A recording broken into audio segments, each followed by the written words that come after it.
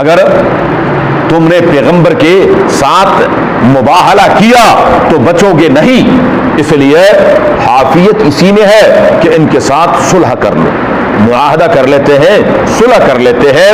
پھر رسول اللہ صلی اللہ علیہ وسلم، روایت میں ہے حضور صلی اللہ علیہ وسلم گھر تشریف لے گئے، حضرت حسن رضی اللہ تعالیٰ عنہ چھوٹے، ان کو انگلی سے پکڑا ہوا ہے، پیچھے پیچھے حضرت فاطمہ الزہرا ہے، ساتھ سیدنا علی المرتضیٰ ہیں، اور تشریف لا رہے ہیں، کچھ انصار کے بچے ہیں اور یہ آ رہے ہیں۔ اور یہ میں نہیں کہتا، یہاں پر اس بات کی بھی وضاحت کر دوں، کچھ لوگ بھونکتے ہیں صحابہ کرام رضوان اللہ تعالیٰ علیہم اجمعین پر، کہتے ہیں جی دیکھیں ازواج مطہرات گھر والوں میں سے نہیں ہے، اگر گھر والوں میں سے ہوتی تو رسول اللہ مبارک اس مباہلے کے موقع پر ازواج مطہرات کو بھی لے آتے۔ تو یہ میں بتا دوں، عرض کر دوں کہ رسول اللہ مبارک نے اپنے سب گھر والوں کو، ملا باقر مجلسی سب سے بڑا شیعہ ہے، اس نے باقاعدہ اپنی کتاب قوت القلوب میں لکھا ہے کہ اس موقع پر حضرت ابوبکر صدیق کے بچے بھی تھے، عمر فاروق کے بچے بھی تھے، سیدنا عثمان غنی کے بچے بھی تھے۔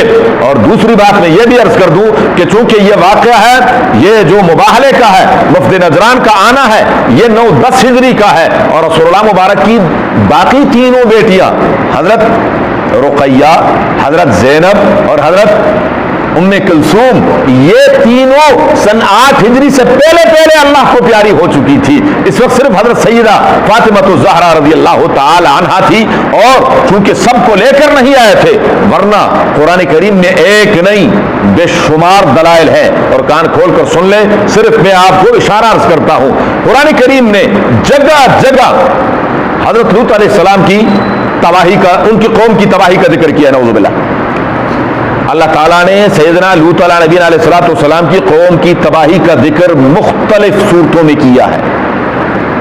وہاں پر جب فرشتے آتے ہیں اور لوط علیہ السلام سے ملاقات ہوتی ہے تو فرماتے ہیں کہ وَأْمُرْ أَهْلَكَ،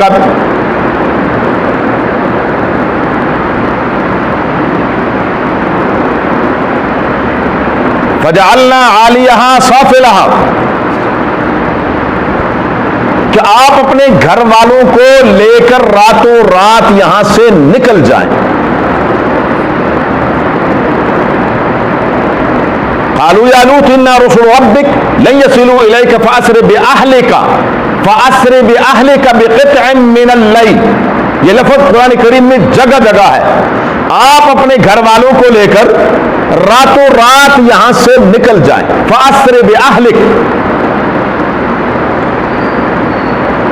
اور ساتھ ہی قرآن کریم جو کہ اللہ کا کلام ہے، اس میں جگہ ہر موقع پر استثناء ہوتا ہے کہ إِلَّا امْرَأَتَكَ،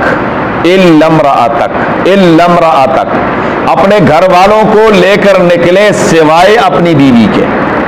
اگر اہل میں، اہل بیت میں بیوی شامل نہ ہوتی تو پھر قرآن کو استثناء کرنے کی ضرورت کیا تھی؟ اور پھر ایک جگہ نہیں، 2 نہیں، 3 نہیں، میں مثال کے طور پر کہتا ہوں کہ سب نمازی چلے جائیں سوائے حاجی خبیب صاحب کی، یہ میں تب کہوں گا کہ خبیب صاحب نماز میں شریک ہوں۔ اگر یہ نماز میں نہیں ہے تو پھر میں ان کا استثناء کیوں کروں گا؟ قرآن کہتا اپنے گھر والوں کو راتوں رات لے کر نکلے سوائے اپنی بیوی کے، اپنی بیوی کو نہیں، بیوی گھر والوں میں شامل ہے، اہل بیت میں شامل ہے، تو اس لیے قرآن اس کی استثناء کرتا ہے، جگہ جگہ استثناء ہو رہا ہے۔